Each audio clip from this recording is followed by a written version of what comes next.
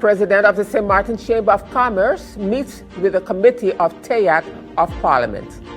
Henry Alford Heiliger, the first Roman Catholic priest, is our Black History feature this evening.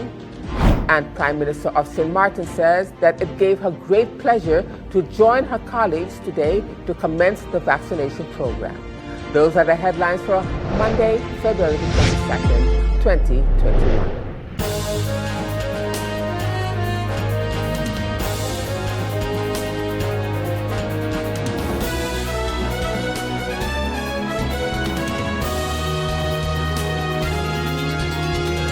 Good evening, viewers. This is SXM Daily News, and I'm Valerie Van Putten. Thank you so much for joining me this evening. And as usual, we have a full newscast for you, so let's get started. In our first story, the White and Yellow Cross Care Foundation and the St. Martin Medical Center were prepared to begin vaccinating their staff against COVID-19 this morning, February the 22nd. The rules surrounding the administering of the vaccines were very strict, and thus a well-planned and smooth-running organization was essential. The Pfizer vaccine has to be kept at a temperature of minus 70 degrees Celsius and can only be kept outside this super freezer for a limited amount of time. Because of this, both organizations started preparing weeks ago at the White and Yellow Cross Care facility. A special vaccination team was formed, which went over every detail of the plan. Several rooms were freed up and reorganized to streamline the process, and several trainings were organized. As all was in place, the staff was trained, and this morning at 10 a.m., quality nurse Claudette Reif was the first to receive the first dose. The entire process was live streamed via the Government of St. Martin Facebook page by the Department of Communications. Prime Minister of St. Martin, the Honorable Sylvia Jacobs, who attended the occasion, told the attendees that it gave her great pleasure to join her colleagues today to commence the vaccination program with the first vaccines which arrived last week Friday. If you want to go fast, go alone. If you want to go far, go together. That's an African proverb which I think best describes our situation today.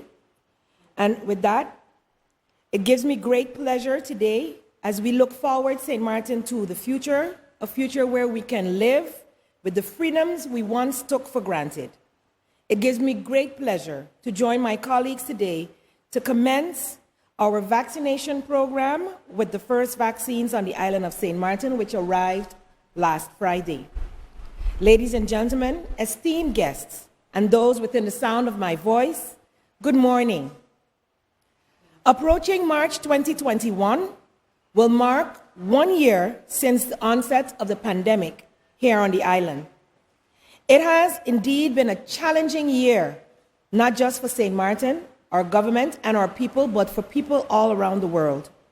Today, parents are still challenged and struggling to balance the educational needs of their children with the work demands, while the business community has seen the roughest economic downturn, and many are suffering bereavement to their core from the loss of a loved one as a result of COVID-19. We are finally at a point where we look to the future with much hope and optimism. And I take this time to thank the people of St. Martin for your patience, dedication, and yes, resilience. The word resilience could not better describe our nation. We have been asked, when will this vaccine be available? And today, yes, today we can say with great joy that this day has finally come as we begin phase 1 of our execution. As we start this phase with all our frontliners in the medical field and our most vulnerable, the elderly, I am proud and grateful to all who have made today possible. The government of St. Martin looks forward to us having a healthier, a safer St. Martin. And as we start today's proceedings, I want to say a heartfelt thank you. And the Honorable Minister of TEA told those present that today marked a special milestone for St. Martin, as we are one of the countries in the world who are privileged to receive the vaccine, and together we are taking a step in the right direction for public health. On behalf of Minister Panafleck, I'd like to say a few words. Today marks a special milestone for St. Martin. We are now one of the countries in the world who are privileged to receive COVID-19 vaccines, and together we are taking a step in the right direction for public health. This setting is quite fitting to celebrate this milestone. Some of St. Martin's most vulnerable reside here at the White and Yellow Cross. White and Yellow Cross is leading the way along with other healthcare institutions and healthcare providers in ensuring that we not only protect the most vulnerable, but that of our families at home and at work. Being able to receive the vaccine on the island was no easy feat. There were numerous partners who devoted countless hours to ensure that all aspects were in place for the arrival of the vaccine. Thank you to Minister Panafleck, to Collective Prevention Services, the Department of Public Health for the ongoing commitment to safeguard the health and safety of our population. Meanwhile, Operations Manager at the White Yellow Cross Care Facility, Mrs. Brechia Boutekes, welcomed the attendees and said that she was honored to be the first to vaccinate one of their dedicated nurses, and then she introduced the team as well as the first frontliner, Nurse Claudette Reif. And welcome to the White and Yellow Cross Care Foundation. We are honored to be the first to vaccinate one of our very dedicated nurses. We cannot wait to get started. For today's live feed, the entire vaccination process will take place in one room. However, when you come for your vaccination, you will experience going from room to complete the process. It is now my pleasure to introduce to you our team. Our intaker, Julie, our doctor, Marga Nonneman, and our nurses, Claudette and Nancy. Claudette has received her vaccine. To be fully protected, she will return here in 3 weeks' time for her second dose. It is very, very important that you do so as well. You will need 2 injections. 1 week after the second injection, you will achieve your maximum level of protection, which is 95%. After you've taken the first shot, always come back for your second doses. Even if you've had some mild side effects after the first, you must complete your 2 sets. Nurse Claudette, how are you feeling? At the moment, I'm feeling fine, just as before I walked in. And for the vaccination, I felt like a little bit of an ants on my arm. But it's okay so far. What is the reason you take the vaccine? Okay, being a quality nurse for the foundation gives me the opportunity to interact in different departments with different clients, and my staff, my colleagues and family members, and working in our own COVID unit. It gave me the opportunity to see how vulnerable our clients were after being contracted with the COVID. And I take the vaccine because I wanted to protect my clients, protect the community, and to protect my coworkers. And as we continue now to honor our local heroes for Black History Month, this evening we will pay tribute to Roman Catholic priest Henry Alford Heiliger, better known as Father Alfie. The first Roman Catholic priest to originate from one of the Windward Islands was Henry Alford Heiliger. He was born on the island of St. Eustatius on the 8th of November, 1925, and 61 years later, on that same day, on the same island, he was carried to his last resting place. After his first school years in Statia, he went to Curaçao for secondary education, after which a variety of activities followed. In Statia, He worked as assistant teacher and as an employee at the post office. Together with his brother Carl and Mervyn, he founded Radio Caribe on Curacao, and in 1960 he went to England to study in preparation for the priesthood. Following his studies in Rome at a seminary for belated vocations, Bishop Halterman ordained him as a priest in Statia on the 16th of July, 1967, and appointed him assistant parish priest of St. Teresa's Parish in San Nicolas, Aruba, where he became parish priest 5 years later. He came to St. Martin in 1976 and served our parish until his death 10 years later. A priest's merits cannot be measured only by the visible fruit of his work, but the name of Father Alfie should always be connected with the Church of the Risen Christ in Reward, which was his proud achievement, and the Catholic Community Hall on the back street, which he never saw completed. In October of 1986, many parishioners were aware that Father was terminally ill and that he would not return to his parish alive. After a doctor's visit in Colombia, he stayed with his brother in Curacao and was not able to travel. On October the 30th, a prayer vigil was held in the church on Front Street, where many came to sing and pray. Around 11 p.m., Mr. Lexi Arnell arrived in church, took his stand behind the microphone, and announced that he had just received a call from Curacao that Father Alfie had passed away. After a deep silence, you could hear many people crying in church, and the next morning, after Eddie Williams had announced it on PJD2 radio, the sad news became the talk of the day all over the island. On the 7th of November, the mortal remains of Father Alfie arrived in St. Martin with ALM and were carried to the church in Simpson Bay. After a while, the procession continued to the Risen Christ Church in Reward and finally to the church in Front Street, where Bishop Wim Ellis lighted the Paschal candle, symbol of the risen Christ, and put an open Bible and a priestly stole on the coffin. An enlarged picture of the deceased was placed on the altar, decorated with many flowers. Throughout the whole evening, groups of people prayed and sang. There were pot stealers from the steel band music and the youth choir with impressive Negro spirituals. Readings and prayers by Blue Army members, the Leos, the charismatic groups, a Methodist prayer group, and groups from Marigot. On Saturday, the 8th of November, the solemn funeral service was presided by Bishop Ellis in conch celebration with the priests from Marigot, Curacao, Aruba, Dominica, and St. Croix.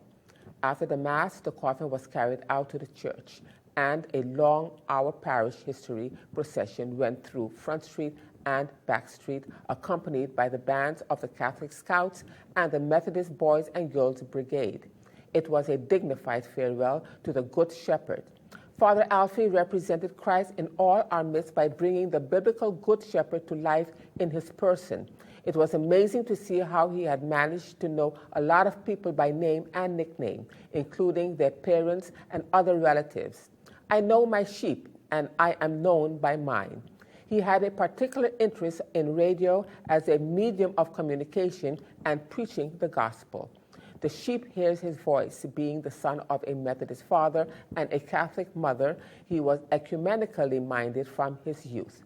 Father Heiliger was probably the only Windward Islander who ever had a personal meeting with Pope Pablo VI. It happened back in 1966, 1 year before he was ordained a priest.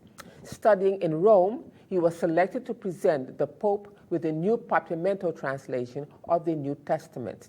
He was also one of the few persons on our island to meet with Mother Teresa of Calcutta when she was in transit for a few hours at the Princess Juliana International Airport in 1984 or 1985.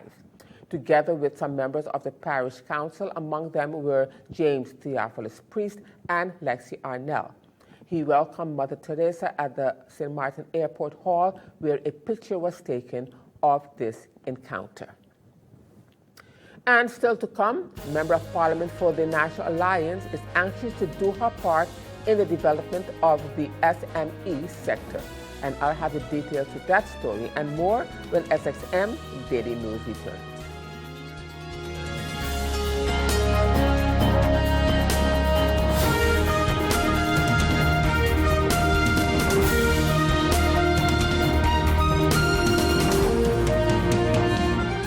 Hi, I'm Switch. And I'm Save. And together we're here to tell you about WIB, Switch, and Save mortgage offer. Now at WIB, you can save and benefit from great specials when you decide to bring your mortgage to WIB. When you switch, WIB will offer you payment of penalty fees up to 3 months interest, payment of notary fees, waive of bank closing fees, and also the lowest interest rate. Plus, you'll have the chance to win back 1 year of interest payment. Visit any of WIB's mortgage specialists and benefit from WIB's Switch and Hey, that's my part.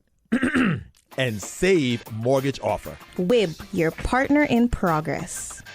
Welcome back, viewers. You're watching SXM Daily News, and I'm Valerie Van Putten.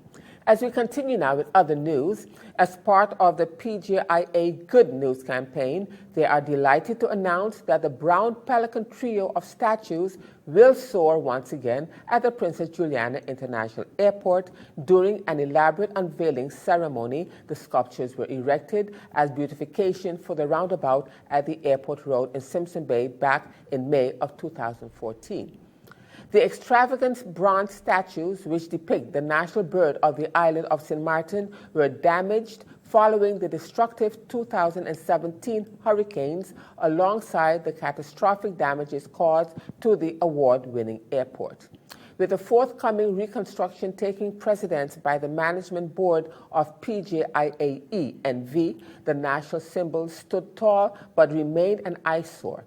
The Chief Operations Officer, COO, Michelle Hyman, divulged that returning visitors out of Blairsville, Atlanta, Jim and Janet Eddins, have aligned with the original sculptor, Michael Magiro, to graciously restore the statues.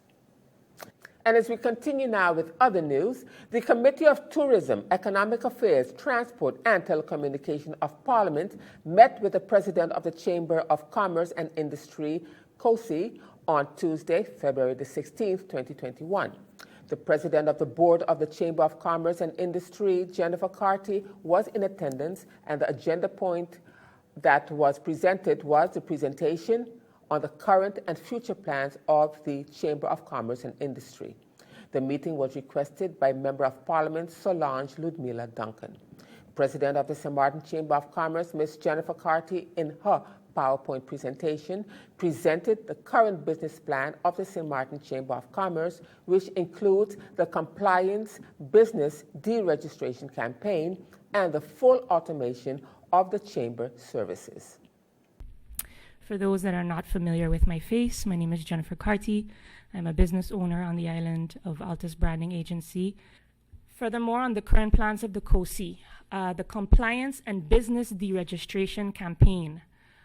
As you're aware, as I mentioned earlier, the update of the law of the Civil Code, we are now, with updatements of the FATF law, there will now be certain authorizations that the Chamber will have in order to facilitate the deregistration of businesses. We are preparing a campaign for such, and that will include the introduction of these processes and procedures based on the amendments to these laws. Within short, as in Q2, we'll be making the names of the businesses that are in default public on the website and perhaps also in the media. We'll be presenting a timeline for the deregistration. This will be in accordance of the law. And of course, a plan in place to handle the influx of cases, which will probably, some of them will need case-by-case reviews. However, because we are aware that 9,000 businesses in default is no small feat. Future plans of the COSI. We are looking for, the end goal is full automation of the Chamber services. In order to do this, we need amendments to our legislation to allow for e-documents and e-signatures. Right now, our national ordinance does not allow for us to go online fully. We want to be able to offer the business community to do online registrations and modifications without having to step foot into the chamber. An additional revenue stream and something that we should be providing on an optimal level is being able to allow people to request data online, information, knowledge that will empower them to make really good business decisions, which will be a paid service, as is customary all over the world. The Chamber President also spoke about the continuation of export-ready projects and economic diversification. She said that the pandemic has sped up online business by 10 years. We need to be able to equip our businesses and young entrepreneurs to be able to do business online as soon as possible. The continuation of the Export Ready project. Last year, the previous president was spearheading a project which was of great importance to our country, which was the Export Ready webinars, getting businesses ready and equipped in order to be able to export. We want to continue with this project and turn the level up a notch because we need data in order to do this. The number one question that we receive at the Chamber on a daily basis is, how can I accept payments online? How can I expand my business to a bigger market than St. Martin? How can I ship outbound? To me, this is the low-hanging fruit for economic diversification. Although agriculture and stuff like that is very important, online business is also very important. The CEO of Shopify recently said that the pandemic has sped up online business by 10 years. 10 years. We need to be able to equip our businesses and our young entrepreneurs, because they're very entrepreneurial, to be able to do business online as soon as possible. In order to achieve this, we want to collaborate with stakeholders to remove barriers for export. And that means advocating for international payment gateways. We know that that's a whole topic of discussion on its own, involving the central bank and involving various laws, but we need to apply pressure on this. Outbound shipping with tracking numbers. I was pleased to have to hear from the Postal Service St. Martin that they are now offering outbound shipping with tracking numbers.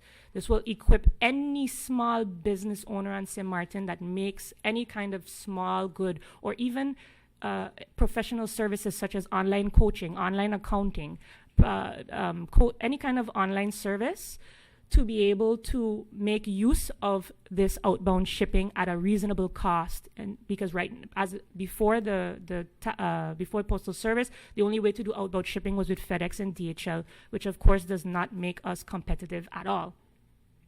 And last but not least, delving into the TOT laws as it pertains to export.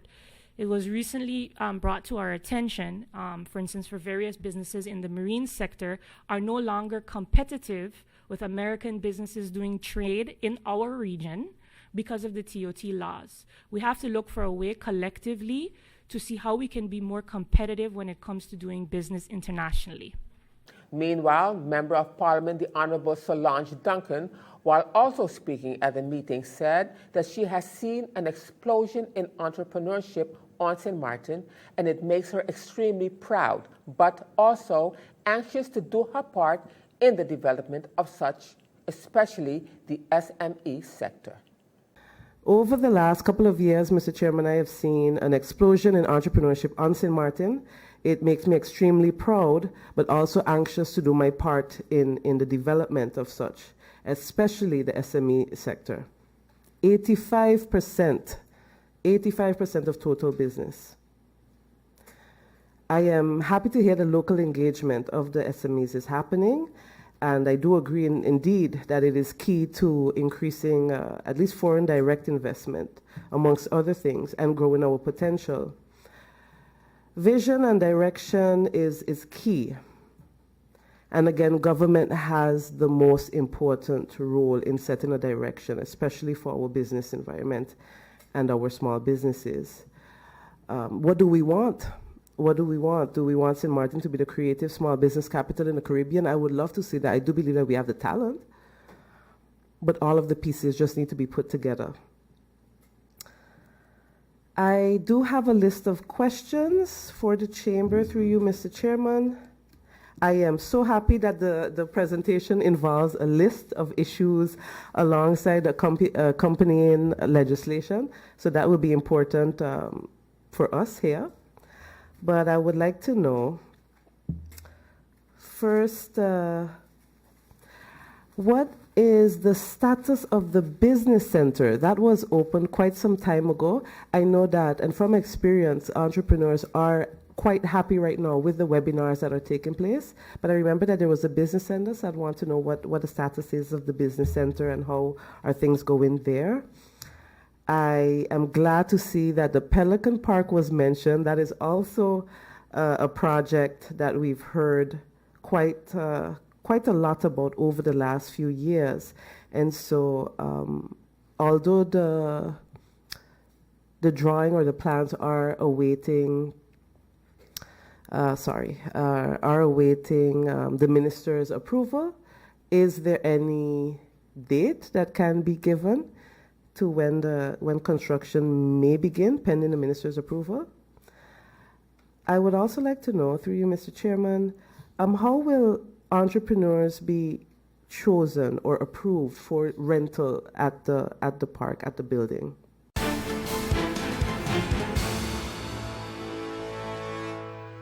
Now, turning to our weather for February the 22nd, 2021.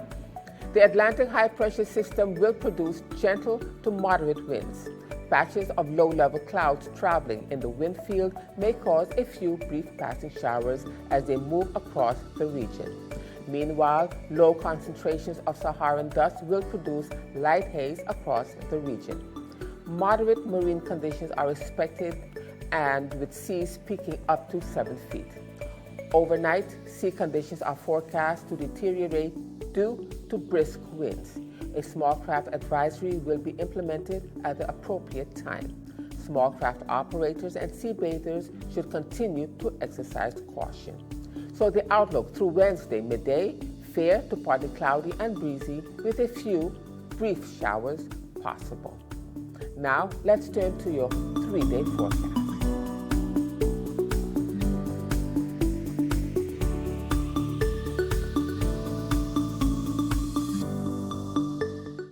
And still to come, a new baseball league has been established on the island, and I'll have the details of that story when SXM Daily News returns.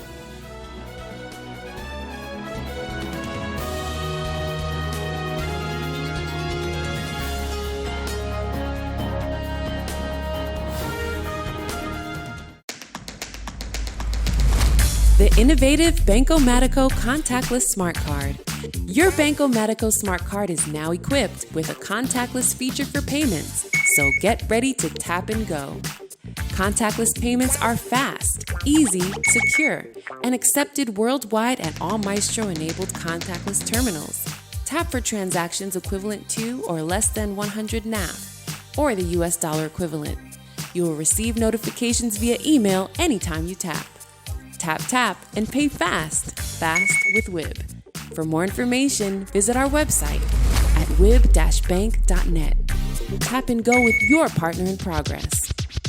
Welcome back, viewers. And as we end this edition of SXM Daily News for this evening, in some sporting news, a new baseball league has been established on the island. The Honorable Minister of Education, Culture, Youth and Sport, Dr. Anders Rodolph Samuel, delivered the Game 2 opening pitch on Saturday last, February the 20th, 2021, at the Belvedere Ballpark between 7-1 Elite and Hammer. 7-1 Elite won against Hammer by a score of 6-4. This game was the second game in the Pelican League Championship Series. The series started officially on Friday, February the 19th, 2021, at the Little League Ballpark, where the 7-1 Elite faced the team Young Blue Jays, and 7-1 Elite won against the Young Blue Jays 12-2 yesterday. Sunday, February the 21st, the games continued at the Belvedere Ball Field with the Hammers facing the Young Blue Jays. Hammers won against Young Blue Jays by a score of 8-5. There are 4 teams that will be playing in this series, and Dimar Labega, president of the Monster Factory Foundation, is assisting the Pelican Baseball League with the promotion of the championship series. The vision is to have more teams participate, and the community is encouraged to get involved with assisting the league and its young players. And with that, viewers, it brings us to the end of this edition of SXM Daily News for this evening. I am Valerie from Pitton, thanking you so much for joining me. And just a reminder that this and other programs are available online. Simply log on to stmartinmediacenter.com for viewing. And on behalf of the SXM Daily News team, we thank you so much for watching and plan on meeting you right back here again tomorrow.